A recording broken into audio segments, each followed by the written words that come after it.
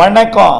செல்வகுமாரின் இலங்கைக்கான வானிலை ஆய்வறிக்கை 2026 ஜனவரி 11 ஞாயிற்றுக்கிழமை அதிகாலை நிலவர ஆய்வறிக்கை இலங்கைக்கானது.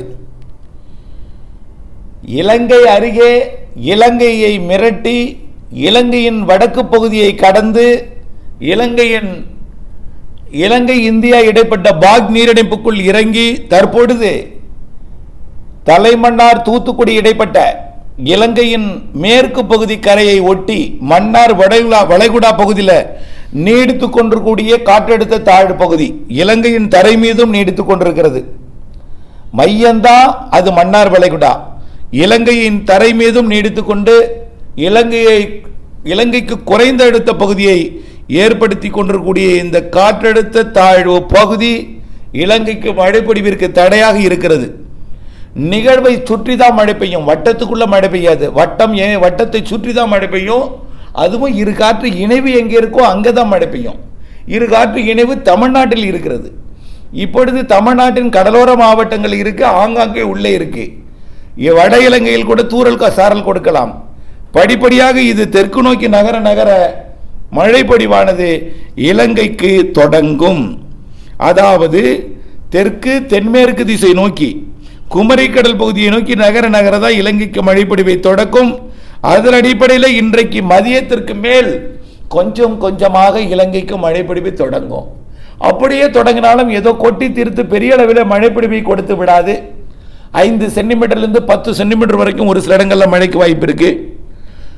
ஆகவே அனைவருக்கும் 10 சென்டிமீட்டர் பெய்யும் அப்படிங்கிறத நீங்கள் நினைத்து கொண்டு அச்சப்பட வேண்டாம். ஆனால் தொடர்ந்து அணை கரைகளில் அணை திறப்பு இருக்கும் பட்சத்தில் அதிக மழை பெய்தால் அணை திறப்பு இருக்கலாம்.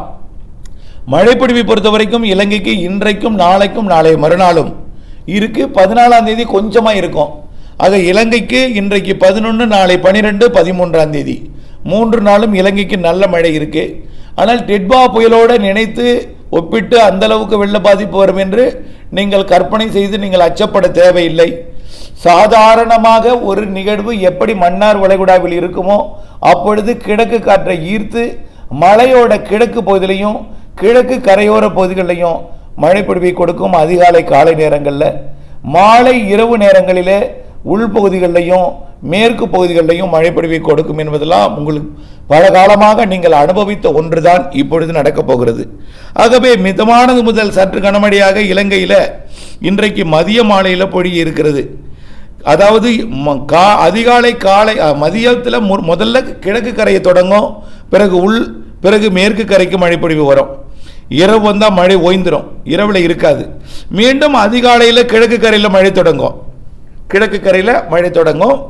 அது காலையில் கிழக்கு கரை மற்றும் தென்கிழக்கு கரை, அதாவது அம்மந்தோட்டா, கல்முனை, அதே திரிகோணமலை, முல்லைத்தீவு போன்ற பகுதிகளுக்கெல்லாம் நாளை திங்கட்கிழமை அதிகாலை கனமழை இருக்கு. அதே போல வடக்கு கிழக்கு மாகாணங்கள் மற்றும் தென்கிழக்கு மாகாணம், அதாவது கல்முனை, அம்மந்தோட்ட பகுதிக்கெல்லாம் நாளை மழை இருக்கு திங்கட்கிழமை காலையில். பிறகு அந்த மழைப்பொழிவு மதியமானா உள்ளே தீவிரமாக இருக்கும், மாலையில் மேற்கே தீவிரமாக இருக்கும். மேற்கன்னா புத்தளம், அப்படியே தலைமன்னார், அப்படியே கோட்டை, கொழும்பு, காலி போன்ற பகுதிகளுக்கு திங்கட்கிழமை மாலை கனமழை பொழிவை கொடுக்கும். மீண்டும் இரவு வந்தால் மழைப்பொழிவு கொஞ்சம் தீவிர குறைஞ்சிரும். மீண்டும் செவ்வாய்க்கிழமை 13ஆம் தேதி கிழக்கு கரையில் மழைப்பொழிவை தொடக்கும். அப்புறம் உள்ளே நல்ல வலுத்த மழைப்பொழிவை கொடுக்கும், மாலை விலகும்.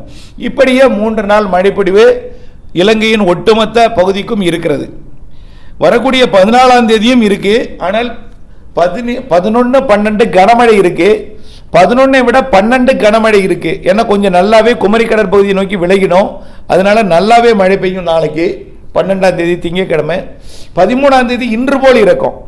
ஆக 11ஆம் தேதி போல் 13ஆம் தேதி இருக்கும்.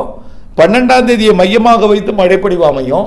14ஆம் தேதி சாதாரண ஒரு சாரல் மழை, நனைக்கும் மழையாக ஆங்காங்கே கொடுத்து இந்த சுற்றின் மழைப்பொழிவு வரக்கூடிய 14ஆம் தேதி விலகிடும். பொங்கலை மிக சிறப்பாக கொண்டாடலாம். இருந்தாலும் தமிழர் திருநாளாம் பொங்கலை கொண்டாடுவதற்கு கடந்த டிட்வா புயல் உங்களுக்கு பொருளாதாரத்தின் அடிப்படையில் கொஞ்சம் ஒத்துழைப்பு கொடுக்கவில்லை. இருந்தாலும் நாம் அறுவடை திருநாளை அறுவடை செய்யாவிட்டாலும் இறைவனை வணங்கி இந்த பொங்கலை கொண்டாட நான் அறிவுறுத்துகிறேன். இதற்கு பிறகு மழைப்பொழிவை பொறுத்த வரைக்கும், அதாவது இன்றைக்கு மிதமான மழை, மதிய மாலையில், நாளை அதிகாலை கடலோரம் தொடங்கி உள்ளே மதியம், மேற்கே மாலை இரவு. அதே போல் தினசரி 14ஆம் தேதி வரை மழை இருக்கும். 18ஆம் தேதி கொஞ்சம் பரவலாக கனமழை இருக்குது. இப்படித்தான் இருக்குது. வெடிப்பு உள்ள இடங்களில் மட்டும் முன்னெச்சரிக்கையாக இருந்தால் போதும். அணை திறப்பு இருக்கும் பட்சத்தில் ஆற்றங்கரையோரம் கொஞ்சம் முன்னேறிக்கு. ஏன்னா எவ்வளவு அணையில் தண்ணி இருக்குன்னு சொல்ல முடியாது. வழிந்தோடும் வகையில் இருந்ததுன்னா முன்னெச்சரிக்கை காரணமாக திடீர்னு திறக்கப்படலாம். ஆறுகள் எல்லாம் சின்னது தான், அணைகள்லாம் பெருசு. ஆறுகள் சிறிது, அணை பெருது. அப்போ கொள்ளளவு அதிகமாக இருக்கும். இப்போ ஆற்றங்கரையில் தொடர்ந்து விழிப்போடு இருக்கணும். வானிலை அறிக்கையும் செய்தி அறிக்கையும் கேட்டுகிட்டே இருக்கணும், அவ்வளவுதான். அதே போல் வெடிப்பு உள்ள இடங்களில் முன்னெச்சரிக்கை தொடர்ந்து இருக்கட்டும். ஆக அதனை தொடர்ந்து பொங்கலுக்கு இடைவெளி கொடுக்க போகிறது. அதற்கப்புறம் பெருசாக மழை இல்லை, ஆனால் மழை இருக்கு. வரக்கூடிய 17ஆம் தேதி எதிர்பார்க்கக்கூடிய மழை பனிப்பொழிவோட கூடிய சாரல் அணைக்கு மழைப்பொழிவை கொடுக்கலாம். 17, 18, 19 பெரிதாக மழை இல்லை. அதுக்கு அடுத்த மழை பார்த்தீங்கன்னா 22ஆம் தேதியிலேருந்து தெரியுது. 25ஆம் தேதிக்குள்ளே அது லேசான மிதமான மழையாக தெரியுது. இதுவரைக்கும் பெரிதாக அச்சுறுத்தும் மழை இல்லை. ஏன்னா டெம்பரேச்சர் ரொம்ப குறைஞ்சிருச்சு. 27 டிகிரியாக குறைஞ்சிருக்கு. தமிழ்நாட்டை ஒட்டிய இலங்கை பகுதி மற்றும் கிழக்கு பகுதிக்கும் தென்கிழக்கு பகுதிக்கும் 28 டிகிரி இருக்குது. 26 தான் வேணும், 27 இருக்குது. அதனால கொஞ்சம் சாரல் சூழலை கொடுக்கக்கூடிய காற்று சுழற்சிகள் வரலாம். வலுவான நிகழ்வுக்கு வாய்ப்பில்லை. 29 டிகிரிக்கு நிலநடுக்கோட்டில் அங்கே போகக்கூடிய நிலவுகள் ஒரு இடத்துல நனைக்கும் மழை பிடிப்பை கொடுக்கலாம். 20ஆம் தேதியிலேருந்து 25ஆம் தேதிக்குள்ள. இதுதான் அடுத்தது மாத இறுதியிலையும் இதே போல் லேசான மிதமான மழை இருக்குது.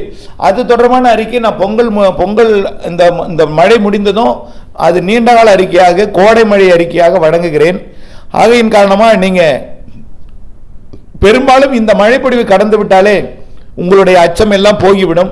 அடுத்த ஆண்டு வரக்கூடிய கோடை மழை, வரக்கூடிய பருவமழை காலத்துக்கு தேவையான முன்னேற்பாடுகளை வரக்கூடிய பொங்கலுக்கு பிறகு நீங்கள் செய்து கொள்ளலாம் என்ற ஒரு நம்பிக்கை இருக்கு.